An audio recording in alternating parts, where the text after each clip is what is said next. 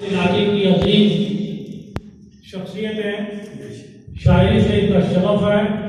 इन्होंने आधा पागल किताब जो है उसके मुसन्नफ किए हैं और स्टेज पर तशरीफ ला रहे हैं। हम उन्हें सबसे पहले इसके बुला रहे हैं कि वो हमारे लिए अजीज मेहमान हैं, इस इलाके के अजीज शायर हैं, इस तालीम की धुन में तशरीफ लाते हैं।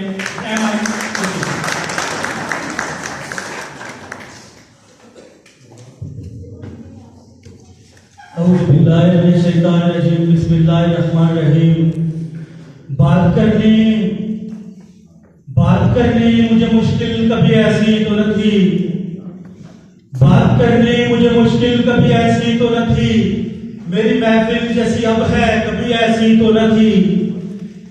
मुझे बहुत खुशी है, मैं इजाज साहब का और सरमद इजाज साहब का तहे दिल से मशकूर हूँ कि उन्होंने मुझे आज कोटली सतिया में आने की दावत दी।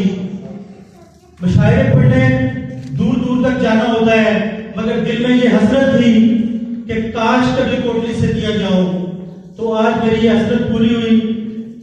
मैं बलावड़ा वालों की धरती में आया हूं, मैं सबीर सती साहब की धरती में आया हूं, मैं जनाब सुनाउल्लाह सती साहब की धरती में आया हूं और मैं इन अजीम लोगों की धरती में आया हूं। तो मैं सबसे पहले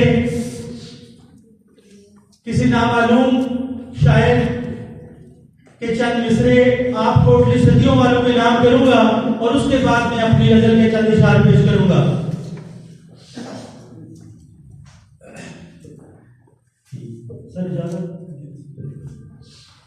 ये लगबाज के खामोश खड़े रहते हैं, ये लगबाज के खामोश खड़े रहते हैं, फिर भी जो लोग बड़े हैं वो बड़े रहते हैं, फिर भी जो लोग बड़े हैं वो बड़े रहते हैं। और ऐसे दरवेशों से मिलता है हमारा शजरा जिनके कदमों में कई दाग पड़े रहते हैं। बहुत शुक्रिया। अब मैं अपनी गजल के चंद इशार, चूंकि नौजवान भी बैठे हैं, अपने हम सुने नाम सुनी माशाल्लाह सबीर सती साहब की बहुत खूबसूरत। मैं नौजवान जहाँ बैठे हुए हैं उनकी नुमाइंदगी करते हुए गजल के चंद इशार पेश करना चाहता हूँ आपके सामने कि वो शख्स मुझे